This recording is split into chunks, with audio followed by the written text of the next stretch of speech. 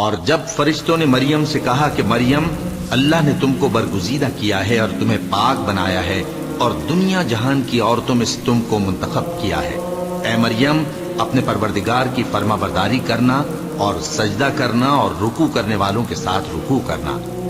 اے نبی، یہ باتیں اخبار غیب میں سے ہیں جو ہم تمہارے پاس بھیجتے ہیں۔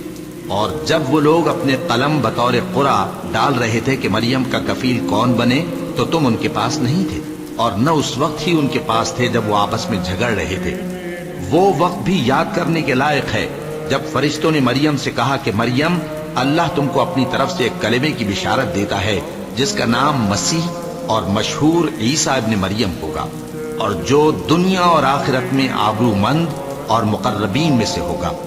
اور ماں کی گود میں اور بڑی عمر کا ہو کر دونوں حالتوں میں لوگوں سے یکساں گفتگو کرے گا اور نیکوکاروں میں ہوگا۔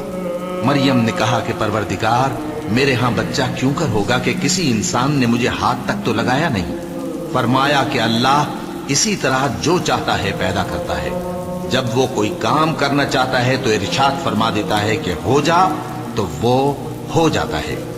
اور وہ اسے کتاب و حکمت اور تورات اور انجیل کا علم عطا کرے گا، اور عیسیٰ بنی اسرائیل کی طرف پیغمبر ہو کر جائیں گے اور کہیں گے کہ میں تمہارے پاس تمہارے پروردگار کی طرف سے نشانی لے کر آیا ہوں،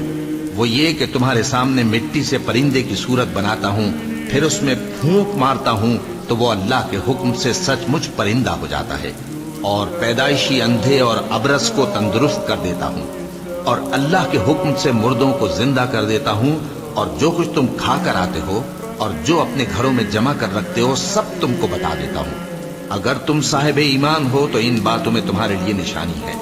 اور مجھ سے پہلے جو تورات نازل ہوئی تھی اس کی تصدیق بھی کرتا ہوں، اور میں اس لیے بھی آیا ہوں کہ بعض چیزیں جو تم پر حرام تھیں ان کو تمہارے لیے حلال کر دوں، اور میں تو تمہارے پروردگار کی طرف سے نشانی لے کر آیا ہوں۔ تو اللہ سے ڈرو اور میرا کہا مانو، کچھ شک نہیں کہ اللہ ہی میرا اور تمہارا پروردگار ہے، تو اسی کی عبادت کرو، یہی سیدھا رستہ ہے۔